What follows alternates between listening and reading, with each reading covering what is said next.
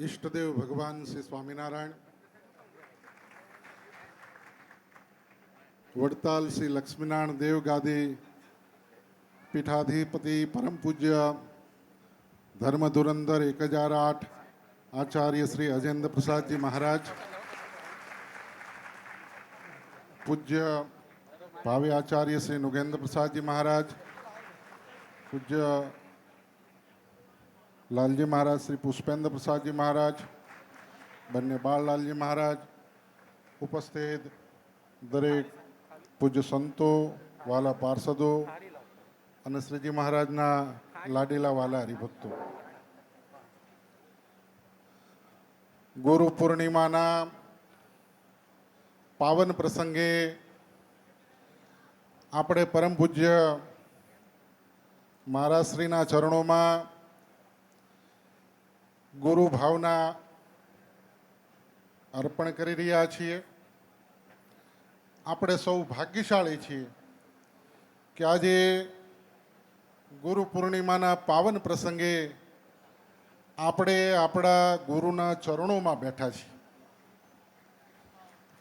આ ભાગ્યને, આ તક એને જે સમજી શકે એ જીવનમાં ભાગ્યશાળી છે. સ્વામિનારાયણ ભગવાને ઘોર કળયુગમાં પધારીને આપણા સૌના મોક્ષને, કલ્યાણને માટે આ ગુરુપદની સ્થાપના કરેલી છે. આ જગતની અંદર આપણે મનુષ્ય તરીકે આવ્યા છીએ. આપણે આપણા જીવનના લક્ષ્યને જો નહીં સમજીએ તો આપણો મનુષ્ય દેહ વ્યર્થ છે. આપણા શરીરની અંદર રહેલો જે આત્મા એ અજન્મા છે. કરોડો અબજો વર્ષથી આ પૃથ્વીની ઉપર જન્મ લે છે અને મૃત્યુ પામે છે.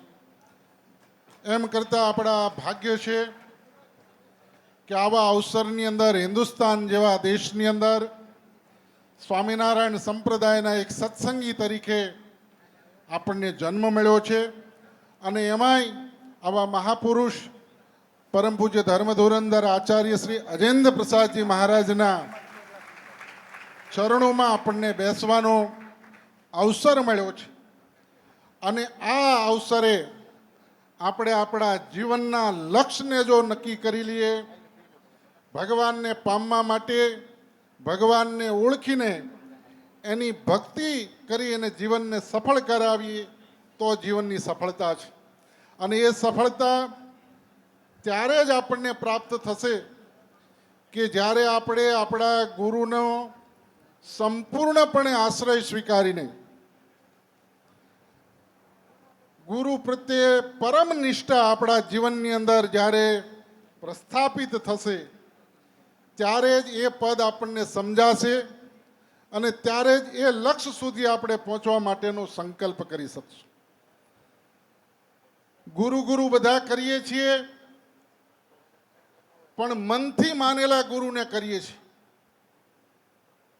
સ્વામિનારાયણ ભગવાનની આજ્ઞાથી આપણે જો વિચારીને ગુરુ મહિમા સમજશું તો આપણને લેશ માત્ર ગુરુની અંદર કોઈ દિવસ શંકા ઊભી નહીં થાય. આપણે અજેન્દ્ર પ્રસાદજી મહારાજને ગુરુ તરીકે સ્વીકારીએ છીએ, માનીએ છીએ. એ સ્વામિનારાયણ ભગવાનની આજ્ઞાને એના વચને માનીએ છીએ. માટે આપણા જીવનની અંદર એ કાયમી આપણા માઇન્ડની અંદર એ વાત બેસી રહેવી જોઈએ કે જે ભગવાન સ્વામિનારાયણ સંપ્રદાયની સ્થાપના કર્યા પછી દેશ વિભાગનો લેખ લખ્યો અને દેશ વિભાગના લેખની અંદર જે ગુરુ ગાદીની સ્થાપનાની વાત કરી છે એ સામાન્ય વાત નથી. આ જગતની અંદર દેશ વિભાગના લેખની અંદર મહારાજની આજ્ઞાને જો આપણે નહીં સમજી શકીએ તો ગુરુના મહિમાને અને ગુરુના પદને આપણે નહીં સમજી શકીએ. માટે અજેન્દ્ર પ્રસાદજી મહારાજ સ્વામિનારાયણ ભગવાનના વચને આચાર્ય મહારાજ શ્રી તરીકે બેઠા છે. અને સ્વામિનારાયણ સંપ્રદાયની અંદર ભગવાન સ્વામિનારાયણના વચનથી કોઈનું મોટું વચન નથી. અને હું તો એમ કહું કે વચન સ્વામિનારાયણ ભગવાનનું માનવું એ આપણા માટે અવશ્યમય છે. પણ કોઈ ઘડીભર કાયદાની અંદર વાત માનતો હોય, સંવિધાનથી વાત માનતો હોય, તો આ દેશના સંવિધાનની અંદર, બંધારણની અંદર પણ જે પદો સ્થાપિત કરવામાં આવ્યા છે એ નિયમથી, એ સંવિધાનથી પદ સ્થાપિત કરવામાં આવ્યા છે. અને એ પદની મર્યાદા, એ પદનું ગૌરવ એ નિયમથી, એ સંવિધાનથી આ દેશની અંદર આપણે સૌ જોઈએ જ રહ્યા છીએ. દેશના રાષ્ટ્રપતિ હોય, દેશના વડાપ્રધાન હોય, સુપ્રીમ કોર્ટના જજ હોય કે કોઈ પણ અધિકારી હોય, એના નિયમ કરેલા સંવિધાનથી, એના પદથી એ સ્થાને શોભાવી રહ્યા હોય છે. અને એ પદથી એની મહત્તા હોય છે. એમ નિયમાનુસાર સ્વામિનારાયણ સંપ્રદાયની અંદર એક વખત આચાર્યની સ્થાપના થાય, એને સંવિધાનની અંદર, સ્કીમની અંદર કે ભગવાન સ્વામિનારાયણના પદની અંદર કોઈએ દૂર કરવાની સત્તા કોઈને ભગવાન સ્વામિનારાયણે કે કાયદાએ આપી નથી. માટે અજેન્દ્ર પ્રસાદજી મહારાજ સ્વામિનારાયણ સંપ્રદાયના આચાર્ય છે. અને આપણા સૌના મોક્ષને, કલ્યાણ માટે જેમના હાથમાં ચાવી ભગવાન સ્વામિનારાયણે આપી છે, માટે જેમને મોક્ષને, કલ્યાણ આ સંપ્રદાયની અંદર જોતો હોય, એને અજેન્દ્ર પ્રસાદજી મહારાજનો આશ્રય અને એમના ચરણ વગર અને એમને ગુરુ ધારણ કર્યા વગર કોઈ દી મળવાનો નથી. આ મિનમેક વાત છે. અને આ વાત અમે સમજીએ છીએ, તમે સમજો છો અને સામેવાળા સમજે છે. એવું નથી કે કોઈ મૂર્ખ છે, પણ આ ભગવાને આ સૃષ્ટિ બનાવી છે, એમાં જેને રાગ અને દ્વેષ આવે છે એને બધું જ ભૂલાઈ જાય છે. આપણા દેશની અંદર એવા અનેક લડાઈઓ, અનેક સંઘર્ષો છે કે બધું સમજવા છતાંય જ્યારે રાગદ્વેષ જીવનની અંદર ઉદ્ભવિત થાય છે ત્યારે બધી જ વાતો ગૌણ થઈને ન કરવાનું કર્યા છે. માટે આપણે ભગવાનને પ્રાર્થના કરી આજે ગુરુ પૂર્ણિમાના પાવન પ્રસંગે ધર્મધુરંધર આચાર્ય મહારાજ શ્રીના ચરણોમાં કે આપણા સૌના ઉપર એવી કૃપા દ્રષ્ટિ વરસાવે કે આપણી મતિમાં કોઈ દિવસ ફેર ન પડે. બીજી વાત મારે એ કરવી છે કે આપણે સ્વામિનારાયણ સંપ્રદાયની અંદર આપણે વર્તમાન સમયની અંદર એટલા ભાગ્યશાળી છે કે પરમ પૂજ્ય ભાવિ આચાર્ય શ્રી નુગેન્દ્ર પ્રસાદજી મહારાજ જેવા એક સમર્થ લાલજી મહારાજ એ આપણને મળ્યા છે. આપણે સૌ તો એમના રંગે રંગાઈને ખૂબ રાજી છીએ, પણ દુનિયામાં કોઈના ઉપર એના રંગના છાંટણા પડે એ પણ એટલો ભાગ્યશાળી બની જાય છે. જેમની સમજણ, જેમની કાર્ય કરવાની શક્તિ, જેમની ધૈર્યતા, એ આજે આપણે આ રઘુવીર વાડીની અંદર જે માહોલ છે એ જોઈને કોઈને પણ સ્વીકારવી પડે. ઘણા પ્રયત્ન ને ઘણા પુરુષાર્થથી જે ન ફળ મળે, ગમે એટલી તાકાત, ગમે એટલો પૈસો, ગમે એટલી સંગઠન શક્તિ, ગમે એવા શક્તિશાળી માણસોનું સમર્થન, છતાંય રઘુવીર વાડી જેવું વાતાવરણ ન સર્જાય. એની જો કોઈ ધ્યાન હોય તો આ સંપ્રદાયમાં નુગેન્દ્ર પ્રસાદજી મહારાજનું.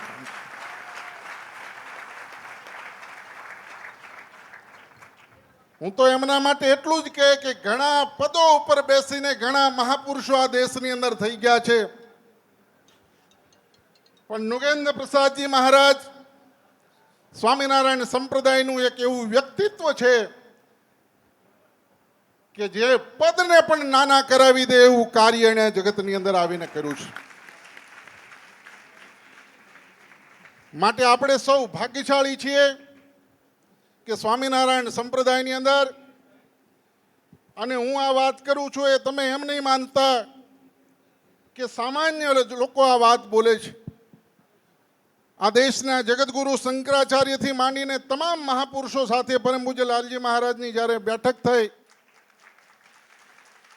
ત્યારે સ્વામિનારાયણ સંપ્રદાયના સિદ્ધાંતો માટે પરમ પૂજ્ય લાલજી મહારાજે જ્યારે એક એક વાતની છણાવટ કરી ત્યારે આ દેશના સમર્થ સાધુ સંતોએ સ્વીકારવું પડ્યું કે આ નૃગેન્દ્ર પ્રસાદજી મહારાજનું વ્યક્તિત્વ, એમનું કાર્ય, એના માટે આ દેશના સમર્થ સાધુ સંતોએ એ મીટિંગની અંદર, જાહેરની અંદર સ્વીકારવું પડ્યું કે આ નૃગેન્દ્ર પ્રસાદજી મહારાજ કોઈ સામાન્ય વ્યક્તિ નથી. એમાં દેવી સંપદા કામ કરી રહી છે. તમારા ને મારાના મોક્ષના કલ્યાણને માટે આ પૃથ્વી ઉપર જે ભગવાન સ્વામિનારાયણે આ મોકલ્યા છે એ નૃગેન્દ્ર પ્રસાદજી મહારાજે સનાતન ધર્મના સાધુ સંતોને પણ પ્રભાવિત કર્યા છે. અને એમનું એક વાક્ય સ્વામિનારાયણ સંપ્રદાય માટે જ્યારે એ કહેતા હતા ત્યારે એમણે ટૂંકી જ વાતની અંદર એક વાત એવી કરી કે સનાતન સ્વામિનારાયણ સંપ્રદાય એ સનાતનનો એક ભાગ છે. અને એના માટે ટૂંકી વાતની અંદર નૃગેન્દ્ર પ્રસાદજી મહારાજે સમજાવ્યું કે સ્વામિનારાયણ સંપ્રદાયની ગાદી કોને કહેવામાં આવે છે, આ ગાદીને કયા સંબોધનથી સ્વીકારવામાં આવે છે? લક્ષ્મીનારાયણ દેવ ગાદી તરીકે સ્વીકારવામાં આવે છે. નરનારાયણ દેવની ગાદી તરીકે સ્વીકારવામાં આવે છે. અને આ વાત ઉપર નૃગેન્દ્ર પ્રસાદજી મહારાજે સમગ્ર સનાતન ધર્મના સાધુ સંતોને સ્વામિનારાયણ સંપ્રદાય સનાતનનો એક ભાગ છે અને એ વિષય ઉપર અનેક મુદ્દાઓ ઉપર જ્યારે જગતગુરુ શંકરાચાર્યથી માંડીને તમામ સાધુ સંતોને સ્વામિનારાયણ સંપ્રદાયની વિશેષતાઓ અને આ સમયની અંદર સ્વામિનારાયણ ભગવાને શું સમાજની અંદર એકતા માટે તમામ ધર્મના મુદ્દાઓને જે રીતે પરમ પૂજ્ય લાલજી મહારાજે સનાતનની સભાની અંદર કીધા ને એટલા માટે જગતગુરુ શંકરાચાર્યથી માંડીને તમામ સાધુ સંતોએ સુરત અને ત્રંબાની અંદર એક એલાન સાથે કીધું કે મૂળ સંપ્રદાયના આચાર્યની સાથે અમે બધા જોડાયેલા છીએ. અને સુરતની અંદર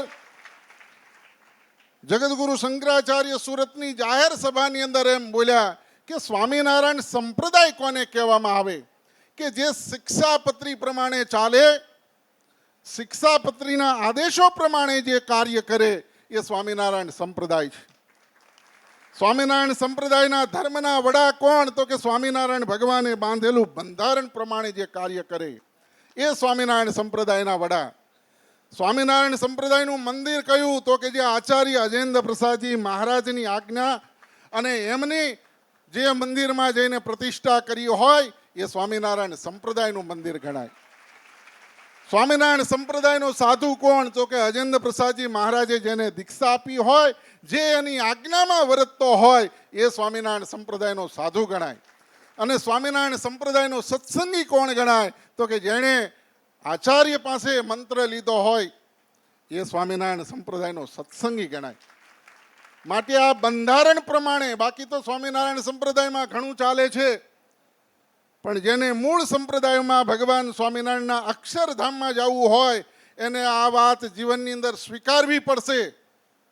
અને આ વાત ઉપર જે ચાલશે એ સ્વામિનારાયણ સંપ્રદાયનો સત્સંગી ગણાય. અને આજે આપણે સૌ ભાગ્યશાળી છીએ કે એવા સમર્થ ગુરુના ચરણોની અંદર આપણે બેઠા છીએ અને આપણને આવા સમર્થ ગુરુનો મહિમા સમજાણો છે. એ જ ભગવાનની પરમ કૃપા છે. માટે આજના પ્રસંગે આપણે સૌ આવા સમર્થ ગુરુને રાજી કરી જીવનની અંદર સફળ બનાવીએ.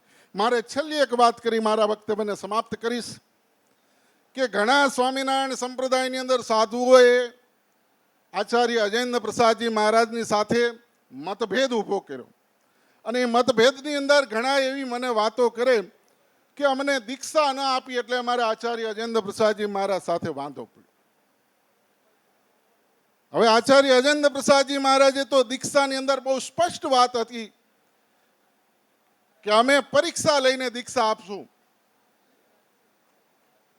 આજે સ્વામિનારાયણ સંપ્રદાયની અંદર જે પણ બાબતો આવી છે એ પરીક્ષા લીધા વગરની જે દીક્ષાઓ અપાણી એનું પરિણામ આજે આખો સંપ્રદાય ભોગવી રહ્યો છે. અને છતાંય તમારી ઘડીભર વાત માની લઈએ અમે કે તમને દીક્ષા બાબતમાં બહુ ખોટું લાગ્યું. આમ તો સ્વામિનારાયણ સંપ્રદાયના હરિભક્તોને હું કહું કે આ લડાઈ છે એ સાધુની જ છે.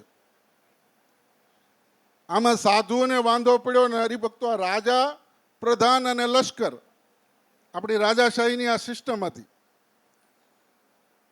પ્રધાન છે એ રાજાના આદેશ પ્રમાણે સૈનિકને બધી આજ્ઞાઓ અને સૂચનાઓ આપે, પણ પ્રધાન જ ખૂટલા નીકળ્યા. એટલે રાજાને ને સૈન્યને વચ્ચે જે અંતર પડ્યું એ ધર્મધુરંધર આચાર્ય અજેન્દ્ર પ્રસાદજી મહારાજ ને નોગેન્દ્ર પ્રસાદજી મહારાજે આ સૈન્યને ડાયરેક્ટ તાલીમ આપીને ઘડતર કર્યું છે કે સ્વામિનારાયણ ભગવાનના ધામની અંદર જવું હશે તો તમારે આ પ્રમાણે વર્તવું પડશે. આ સાધુના મનની અંદર એવું હતું કે અમને આચાર્ય મહારાજશ્રીએ દીક્ષા ન આપી, આ બાબતની અંદર વાંધો પડ્યો, અમારો હક છીનવાઈ જતો હતો. હવે આજે હું આ બધા સાધુને પૂછવા માગું છું, ખુલ્લા મનથી પૂછવા માગું છું કે તમે આ સ્વામિનારાયણ સંપ્રદાયના સત્સંગીઓ વડતાલની અંદર આવે, તમે એને ઉતારો નથી આપતા, તમે એનો ધર્માદો સ્વીકારતા નથી, તમે આ સત્સંગીઓ ઉપર એફઆઈઆરો દાખલ કરો છો, તમે આ સત્સંગીઓને ફાવે એમ અપમાન કરો છો.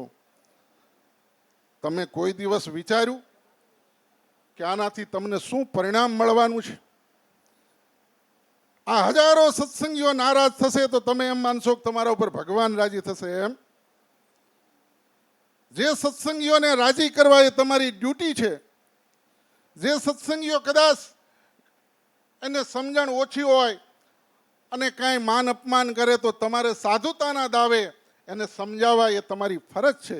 એના બદલે હજારો સત્સંગીઓ અહીંયા તમારી પાસે ઉતારો લેવા માટે આવે અને તમે રાગ દ્વેષથી આ મારો ના તમારા ભાવથી ઉતારા નથી આપતા. તમે એના ઉપર એફઆઈઆરો દાખલ કરો. આ સત્સંગીઓને રેલી કાઢીને તમને આવેદનો પત્રો આપવા પડે અને છતાંય તમને સમજણ નથી પડતી. તમને ક્યાંક લાગે છે કે ભગવાન તમારા ઉપર રૂઠ્યા છે? ક્યાંક બુદ્ધિ તમારી નષ્ટ થઈ ગઈ છે કે હજારો સત્સંગીઓના હૃદયની ભાવનાને તમે નથી સમજી શકતા? માટે આજે ગુરુ પૂર્ણિમાના પાવન પ્રસંગે ધર્મ ધુરંધર આચાર્ય મહારાજ શ્રી પરમ પૂજ્ય લાલજી મહારાજ અને સમગ્ર ધર્મકુળના ચરણોમાં પ્રાર્થના કરું છું એક સાધુ તરીકે કે આપની પરમ કૃપા ઉતરે અને આ સત્સંગની અંદર કોઈ એવો દુષ્ટ જીવાત્મા હોય એને પણ આવી મતિ ન આવે કે હજારો સત્સંગીઓની ભાવના એ દુભવીને ભગવાનને રાજી કરવા માટેનો ખોટો વ્યર્થ પ્રયત્ન કરે. એમાં કોઈ દિવસ તમે સફળ નથી થવાના. એમાં હરિકૃષ્ણ મહારાજનો કોઈ દિવસ રાજીપો ન હોય, લક્ષ્મીનારાયણ દેવ આદિક દેવો એમાં કોઈ દિવસ રાજી ન હોય કે જેમાં સત્સંગીઓનું હૃદય ઉકળતું હોય. પૂજ્ય મહારાજ શ્રી લાલજી મહારાજ ધર્મકુળના હૃદયની તો હું વાત જ નથી કરતો, પણ આ સત્સંગીઓનું હૃદય જો તમે દુખાવતા હશો તો તમારા મોક્ષને કલ્યાણની વાત નથી. હસ્તિનાપુરની ગાદીએ બેઠી અને હસ્તિનાપુરના રાજ્યની અંદર રહેવાથી સલામતી નથી એમ સમજજો.